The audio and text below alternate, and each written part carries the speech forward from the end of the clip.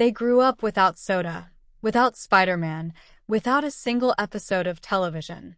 9 children raised off the grid in rural Cairo, Georgia, taught that the outside world was something to be feared. That was the promise of Welcome to Plathville back when it premiered. A family so isolated, so strict, that the very first season felt like a documentary from another era of America. Now, 7 years and 8 seasons later, that same family is almost unrecognizable.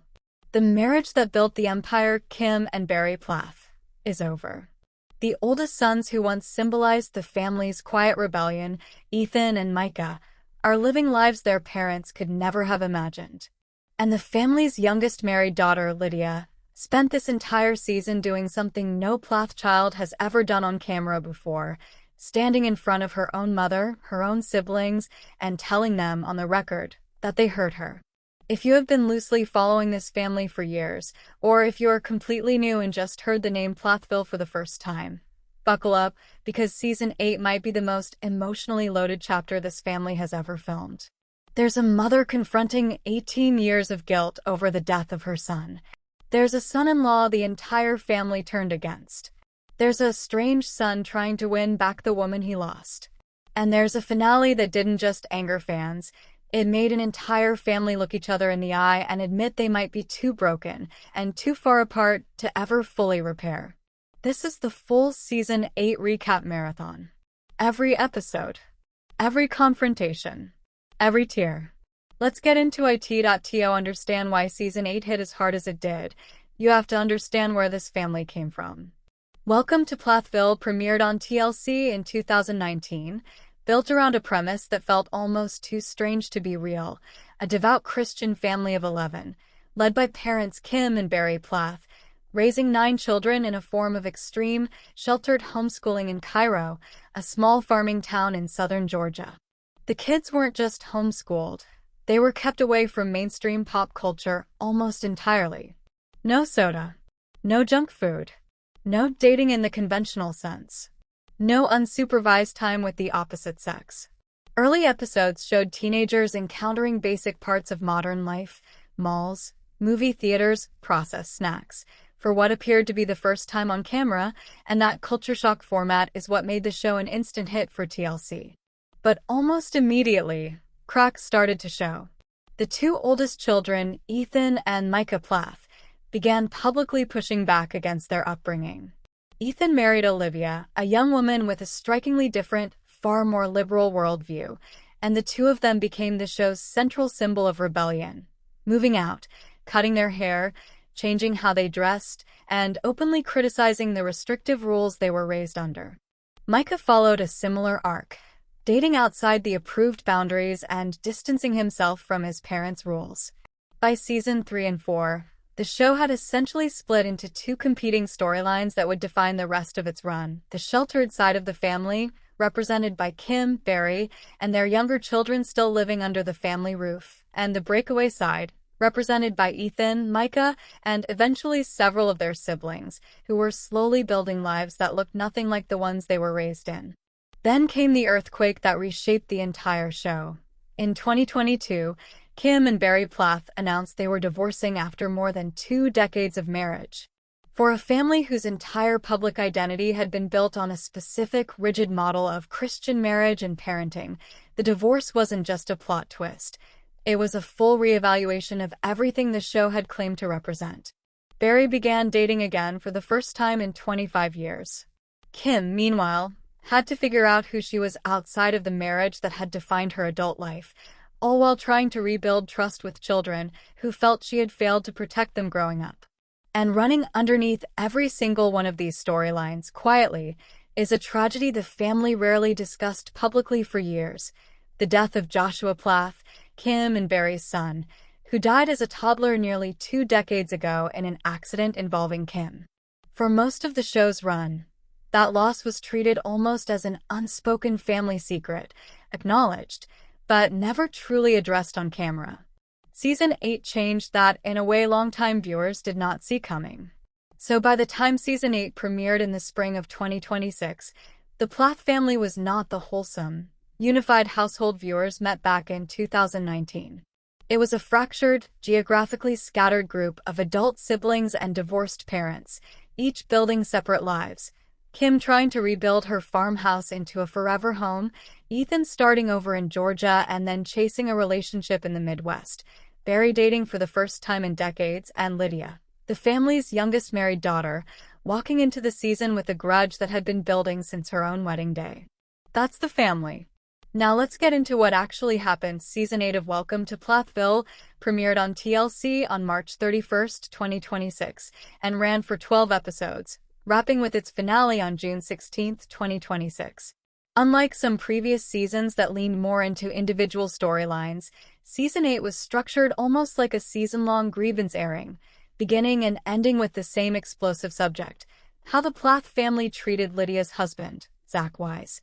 The season opened with Kim returning to the family farm, determined to turn it into what she called her forever home, while her son Ethan tried to rebuild his life after a difficult stretch in Georgia. But the real headline of the premiere belonged to Lydia.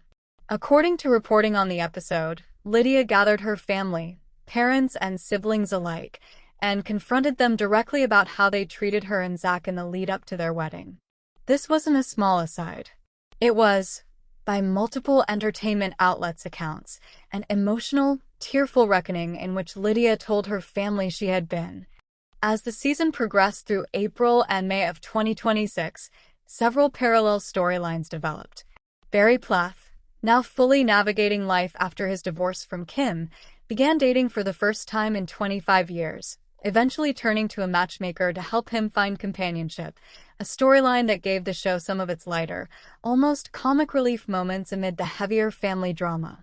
In one especially memorable beat that became a minor social media talking point, Barry became fixated on the idea of Bigfoot sightings near his property, giving viewers a strange but genuinely human glimpse of a man trying to find joy and distraction after the collapse of his marriage. Isaac Plath's relationship with his girlfriend, Kaylin, fell apart on camera, with Isaac appearing visibly shaken by his own decision to end things, a storyline several recappers described as one of the more emotionally raw arcs of the season, precisely because it wasn't dressed up as anyone else's fault. It was simply a young man grappling with a breakup he initiated and still wasn't sure about. Ethan Plath's storyline became one of the season's most talked about threads. After struggling to restart his life in Georgia, Ethan set his sights on winning back his ex-girlfriend, Tegan, going so far as to relocate toward the Midwest to be closer to her.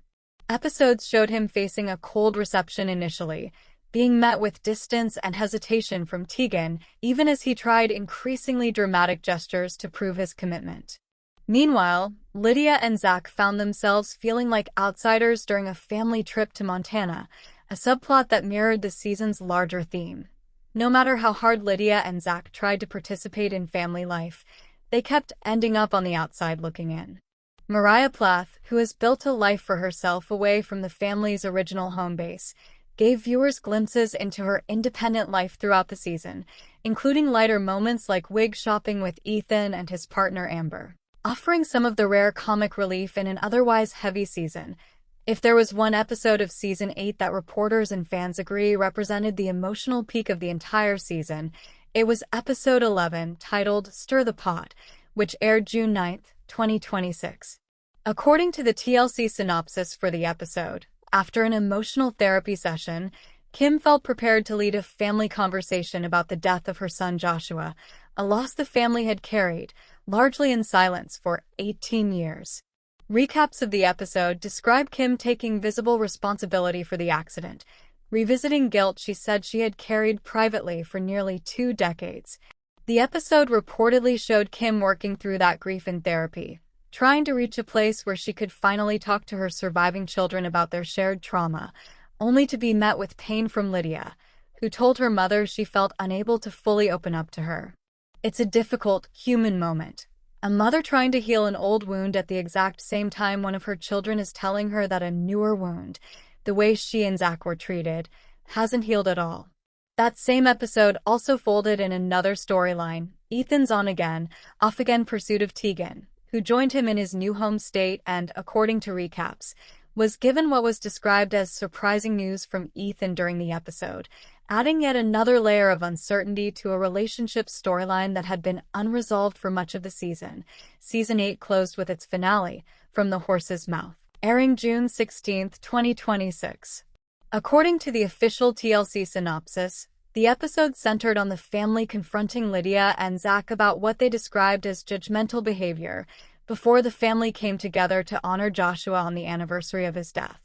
But the finale's most viral, most debated moment wasn't the Joshua tribute. It was, once again, Zach. In a now widely discussed scene, the Plath family sat down with Zach and Lydia around a fire pit for what was billed as a chance to clear the air. Zach explained that because he and Lydia don't drink, watch certain shows, or participate in some of the family's typical activities, socializing with the Plaths often meant compromising on his own values just to fit in. Ethan pushed back, asking pointedly whether that discomfort was really the family's responsibility or Zach's own as a guest in their space. Kim raised her own pointed counter, noting that if Zach and Lydia don't drink and she has alcohol at her home, that's simply a difference in lifestyle, not necessarily judgment. The confrontation escalated from there. Isaac said he'd struggled to find time to build a relationship with Zach. Kim maintained she had shown up every time she'd been invited. Eventually, according to multiple recaps, Zach agreed to scale back his criticisms of the family's choices, but when a producer asked him afterward on camera what he was taking away from the conversation, his answer was blunt, that he needed to shut up. Lydia's response, caught on camera, was equally sharp, duly noted. What made this moment explode online wasn't just the tension. It was what happened next. In a separate confessional interview, Zach reportedly cut Lydia off before she could finish answering a producer's question, choosing to answer on her behalf instead. That single, brief moment of Zach speaking over his wife became the most talked about clip of the entire finale, and it is the moment we're going to unpack fully in the next section, because the fallout from it says a lot about how Americans watch and judge reality television relationships in 2026. The finale closed with Kim expressing relief that the family could move forward, while Zach, in his own confessional, said he and Lydia were left feeling confused rather than resolved. As the family moved inside the house, Lydia quietly checked on her husband, asking if he was okay. His answer, delivered under his breath, "Yeah, I'm good." Later, in a separate confessional, Zach made his boundaries as clear as he ever has on the show, stating plainly that he isn't going to change his entire lifestyle to fit into the family's, and he doesn't expect them to change theirs to fit into his. Let's step back from the drama for a second and look at this from a few different angles, because there's more happening here than just a messy family dinner. The relationship dynamics angle. What Season 8 really documents is a family in the middle of an identity crisis. For years, the entire brand of Welcome to Plathville was built around a specific, rigid vision of family and faith. Kim and Barry's divorce already cracked that foundation.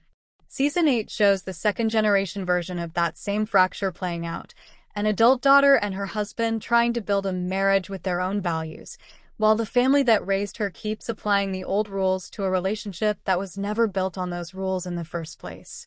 Family therapists who study estrangement and boundary setting in adult children often point out that this exact dynamic, a parent feeling entitled to unconditional access, an adult child trying to set a boundary, and both sides feeling like the injured party, is one of the most common and hardest to resolve conflicts in American families, reality TV or not. The public perception angle. Zach Wise has become, whether he wants the role or not, one of the more polarizing husbands in recent TLC history. Some viewers see a man trying to protect his marriage and his own values from a family that has spent multiple seasons scrutinizing him. Others see a controlling presence who speaks over his wife, both literally, as in that viral confessional clip, and figuratively, by positioning himself as the moral authority on how Lydia's family should behave. Both readings have circulated widely, and the finale did not resolve that debate. If anything, it intensified it. The financial and career angle. For a show that's now in its 8th season, sustained controversy is, bluntly, good for business, even if that's an uncomfortable thing to say out loud. Viral clips drive streaming numbers on HBO Max, where episodes are available the day after they air, and drive renewed press coverage from entertainment outlets that otherwise might not cover a mid-season episode of a long-running reality show. Every family member involved, from Kim to Lydia to Zach, has some degree of personal brand and social media following tied to the show's continued relevance. That doesn't mean the emotions on screen aren't real. It means the incentives around this family are genuinely complicated. Healing privately would be better for the people, but conflict on camera is what keeps the lights on. The media coverage angle. It's also worth noting how quickly this story moved from recap sites to mainstream entertainment coverage. Within days of the finale airing, outlets were covering not just the episode itself, but Lydia's own public response to the backlash, meaning the story about the story became almost as big as the original broadcast. That's become increasingly common in reality TV coverage. The show airs, clips circulate, backlash builds, and then the cast member has to go on their own platform to respond to an internet reaction that may have taken a 15-second clip out of a much longer, more nuanced conversation. The finale clip of Zach cutting Lydia off in her confessional didn't just get discussed. It went genuinely viral across reality TV fan spaces, drawing exactly the kind of divided reaction that defines modern fandom discourse. One camp of viewers came away furious on Lydia's behalf, framing the moment as a clear example of a husband overriding his wife's voice on camera and connecting it to a broader pattern they say they've seen across the season of Zach positioning himself as the family's moral critic while expecting patience and understanding in return. A second camp pushed back hard, arguing that critics were reading too much into a few seconds of edited reality television and pointing to the couple's own public relationship, repeatedly described by those close to them as affectionate and united, as evidence that outside viewers don't have the full picture. That divide became so pronounced that Lydia herself felt compelled to respond publicly just days after the finale aired. In a video posted to her social media on Friday, June 19th, Lydia pushed back directly on the narrative, essentially telling fans she does not need to watch what she called an edited, dramatized version of an experience she already lived through firsthand, but that she wanted to give people context anyway because of the volume of messages she'd received. She pointed out what she saw as a strange contradiction in the response. One week, fans were criticizing her for judging her own family. The next, fans were telling her to leave her husband entirely. She also directly addressed criticism the couple faced over their recent move from Florida to Colorado, which some fans framed as Zach isolating her from her family. Lydia rejected that reading outright, noting that she's wanted to live in Colorado since she was a preteen, and that several of her older siblings have also moved away from the family without facing the same accusations. That response itself then became its own news cycle, covered by multiple entertainment outlets, meaning that by the last week of June 2026, this family had generated not one, but two separate rounds of viral conversation off a single finale episode. That's the modern reality TV ecosystem in a nutshell. The show airs, a clip escapes into short-form video platforms stripped of context, a debate explodes, and then the cast member has to personally step in to manage a narrative that started with 15 seconds of footage. For Lydia and Zach, the road ahead looks like continued distance, at least geographically. Their move to Colorado, confirmed just weeks after the finale, all but guarantees that in-person family gatherings will become rarer, not more frequent, which could either lower the temperature on these conflicts by simple reduction of contact, or deepen the sense of estrangement Zach described in his own confessional about not changing his lifestyle to fit theirs. For Kim, Season 8 represented a genuine turning point in how openly she's willing to discuss Joshua's death and her own guilt, something the family avoided on camera for years. Strip away the TLC cameras and the confessional interviews for a second, and what you're left with is something a lot of American families will recognize immediately: an adult child who married someone their family didn't fully embrace, and the exhausting years-long negotiation that follows, about holidays, about boundaries, about how much you're willing to bend your own home to keep the peace with the people who raised you. That's really why this story resonates beyond just reality TV fans. It's not really about homeschooling or bonnets or Bigfoot. It's about the universal, deeply relatable experience of trying to build a life and a marriage that reflects who you've become, while the people who knew you as a child struggle to see you as anything other than the kid they raised. It's about a mother carrying 18 years of private grief and finally trying to open that door, only to learn that healing doesn't happen on anyone's schedule but the other person's. And it's about a young couple, Lydia and Zach, trying to figure out, in front of millions of viewers, no less, how much of themselves they owe to a family they love, and how much